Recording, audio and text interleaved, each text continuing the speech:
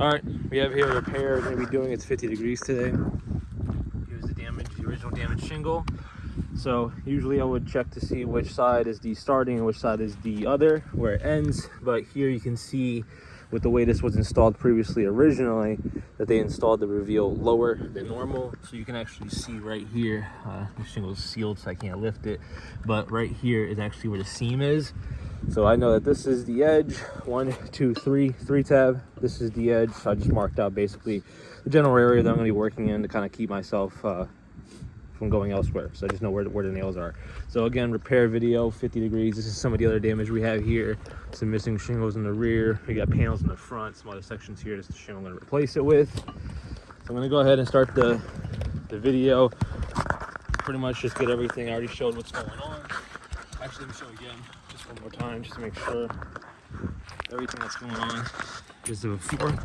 Here's the before. Left side. I do have people with me, but I'm just getting the camera set up. So start off, just a little brisk out here. It's starting to be nighttime, so it's a little bit colder. Threw the hoodie on. The tools I'm going to be using: standard hammer, roof snake tool for nailing in, and then the roof pry bar, because it's smooth, it's sharp. And you got the P-hook for taking the nails out. So to start off, I'm pretty much going to show you what I'm going to do to access the nails. Using these as an example, again, this is the already damaged shingle. You can see it's already been creased. I'm going to unseal this shingle here. What I'm doing is I'm putting my palm right above where the seal lines are, keeping my fingertips up, never on the same shingle that I'm working on. Applying a little bit of pressure, and I'm going in with my pry bar and just cutting away at that sealant. I'll then check underneath to see if there's any material transfer, any rips, any bondage, anything like that. If there's something that's going on underneath, if it's ripping the original shingle underneath, that's a problem. We gotta stop the repair. Not having anything here, so we're good.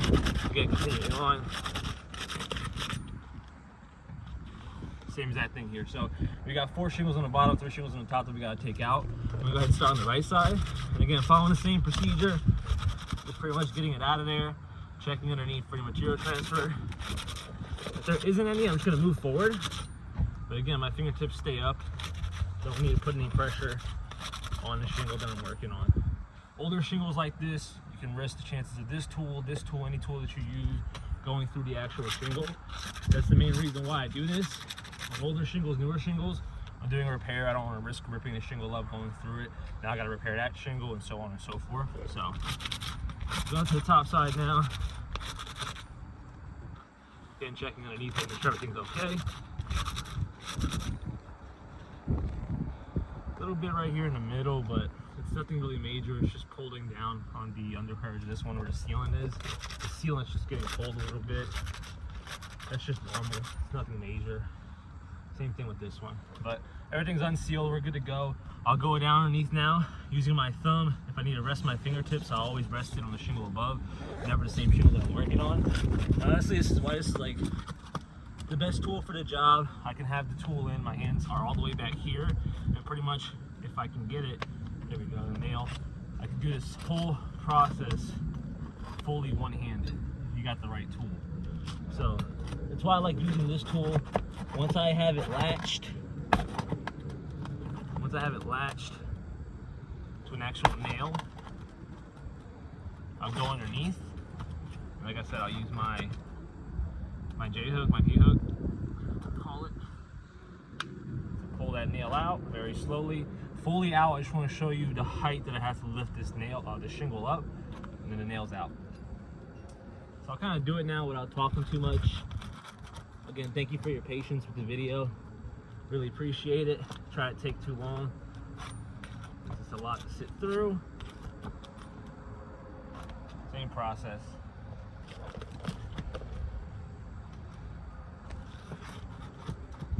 Again, you have the right tool for the job.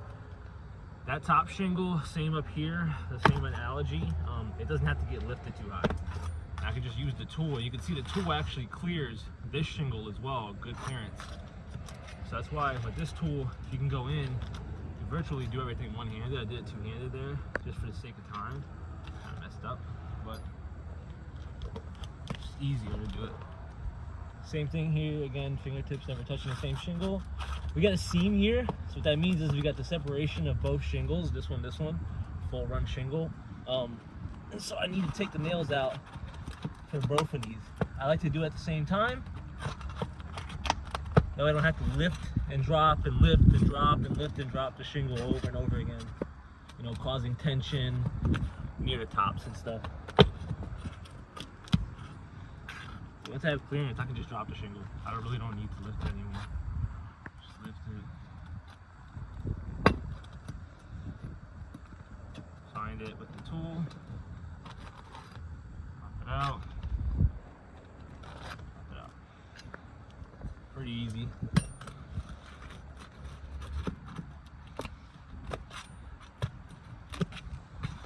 Some granules coming off and you can hear it.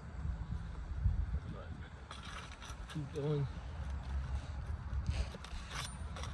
Yeah, once I have it, go in with the hook, pop it out, call it a day.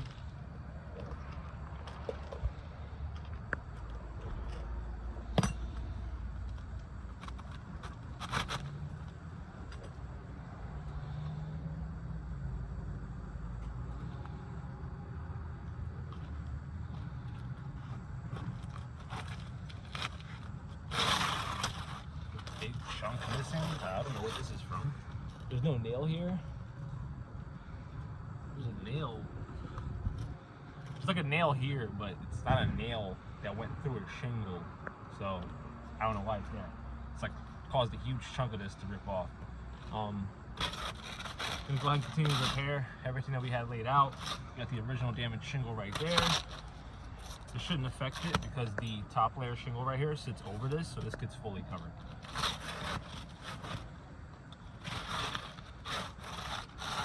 We're doing this for the purpose. Oh shoot! Actually, let me just go ahead and trash this one. I'm gonna pop this one on here, just like as close to match as we got. It's blue.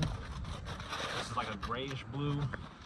This is by no means how the homeowner wishes his home to be perceived as a repair from the street view. This is just for the purposes of repair for the video. Please note that. Shingle. See if it sits down pretty. So now we can come in with my favorite tool, roof snake. Boom, pop in, pop the nails in. You can see this is kind of how it dacks.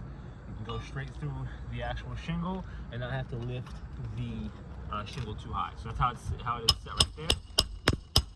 I'll go in, complete the nail, pop it out. 2 runs and that's it. You can see the shingle stays the same height consistently. It's whatever height the tool pretty much needs it to be at for it to be nailed in. It's the best thing because you don't have to put your hands in. Same thing with the, same thing with the pry bar. It's super long. It just gives you more real estate so you don't have to be anywhere near the shingle.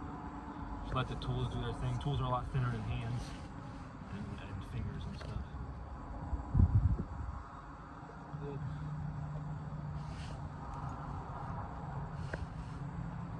Last one on this run.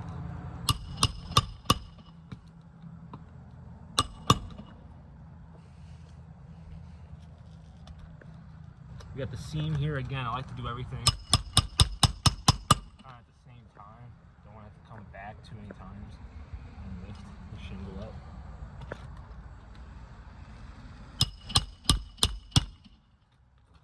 Set the nail.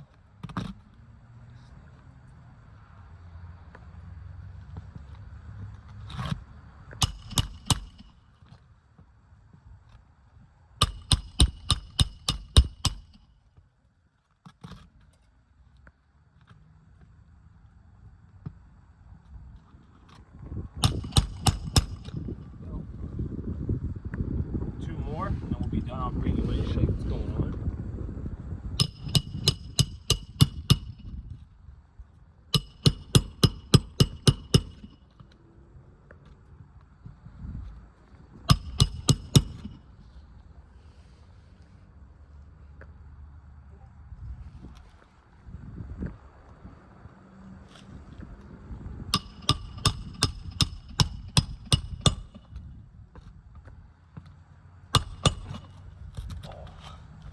Sticking up slightly. It's because of the way that this shingle is sitting underneath of it. but I'll try to fix that. Either way, this is kind of the results from the repair. I'm going to bring my chalk in now. So again, new shingle that we've installed in here. I installed it exactly how it was. As you can see, it's lower here, higher here. That's exactly how it was installed originally. So you can see here a direct result from the repair. It's pretty severe on this side, some extreme ripping on the corners. You can see it right there, the creasing in the middle, pretty obvious. Oops, excuse me. There we go. Pretty obvious right and left hand side.